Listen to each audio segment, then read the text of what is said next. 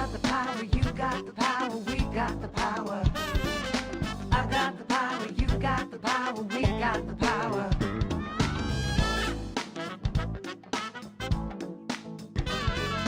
I've got the power, you got the power, we got the power. I've got the power, you got the power, we got the power. I got the power, you got the power, we got the power. I got the power, you got the power, we got the power. Power! Hi, welcome to my show Vision. I have this show specifically to empower you to do things that are pushing out of you, wanting to be expressed, wanting to move into the world, your desires, your dreams, your aspirations. This show is about having a vision and putting it into action. And what I know is that everyone has a vision. Everyone has a desire and a dream. And that is something that comes from within, and it has to want, it wants form, it wants to be created, it wants to be energy in the world as we know it. Now, lots of us take our dreams and we stuff them away, and sometimes we share them, and when we do share them, people laugh at us, and then we stuff them away again. And then other times we just never share them because we've decided in our own minds that our dreams are impossible or perhaps crazy. So what I like to do is invite guests onto the show who have a dream and are actually living it, to give you the idea that there are so many dreams out there and they can be lived easily and effortlessly. Trust me on that one.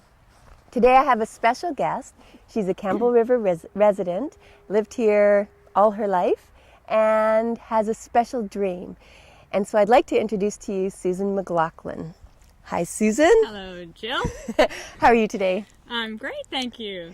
Well, you have an incredible story that I'd like you to share with Campbell River. You've lived here all your life? Pretty much. You moved away a bit? 44 years. Yeah, I've moved away just a couple of years, but pretty much all my life came to Campbell River when I was 6 months old. Grew up here and also raised my own family here. So great. So you know the town well. It's a great town, great community, great area. Absolutely. So I've heard all of your story. What I'd like you to share is a little bit about the story about what happened when you were 7. Your father passed away? Yeah, when I was 7, my father was traveling on a beaver airplane with 2 friends. They were going on a hunting trip, and they were traveling over, actually you can't see it today, but back there in the fog over on the mainland towards Butte Inlet, they were traveling to go hunting near Chilco Lake. And they took off from the Spit. It was September 11th, 1971. Wow. And it wasn't long, and their plane was reported as missing. So it was a day or two before we heard back, and it was a very agonizing period. Even though I was only 7, I was still very cognizant and aware of what was going on. So you knew the plane was missing almost immediately after. It was it was. But it was 2 days before you knew the results. Yeah. Wow. Before we knew that, yes, that they found the plane.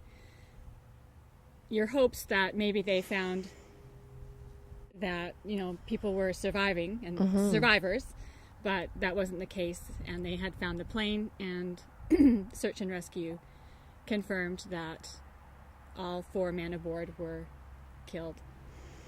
Horrible. So now there was an event that happened just before your dad left that sticks in your mind? Yeah, there was.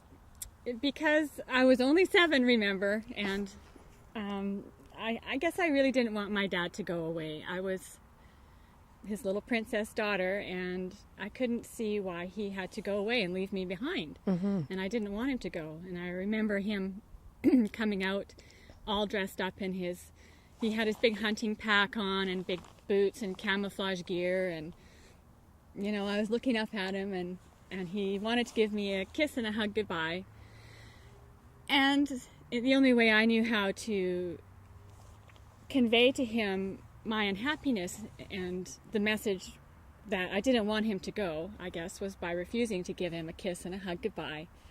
And so then off he went, and of course I never saw him again after that. So, I mean, I understand as an adult, obviously, that, you know, he didn't take that as anything. You Right. know. But still, that played on my mind a lot. Amazing that you remember that. Eh? Oh, very vividly. I can picture that scene in my mind 38 years later. It happened in a house here in Campbell River, and I will walk by that house and I will look up at the sun deck and picture myself as a little girl standing there, and picture my dad on almost the very spot. Wow. And that scene plays out in my mind.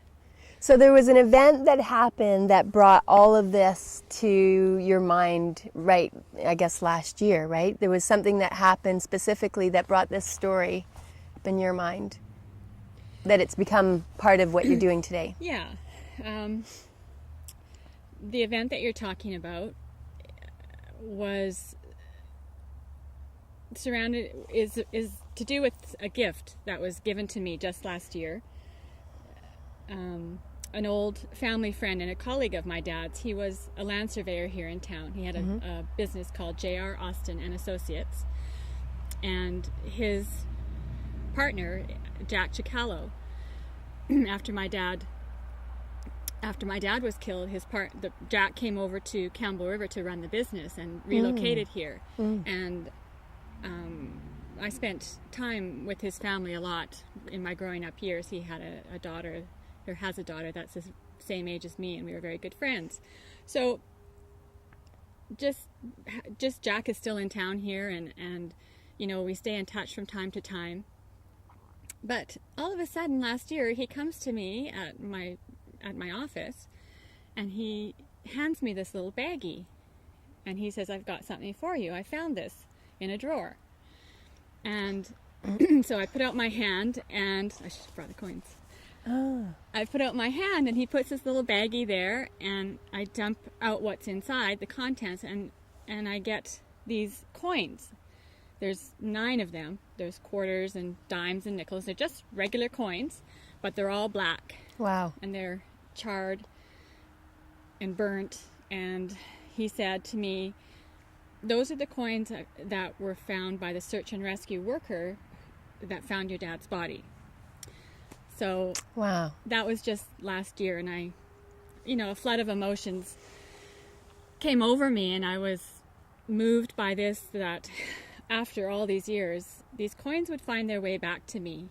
And I imagined in my mind that these coins were in my dad's pocket that morning, way back a long time ago when I was just a little girl, you know.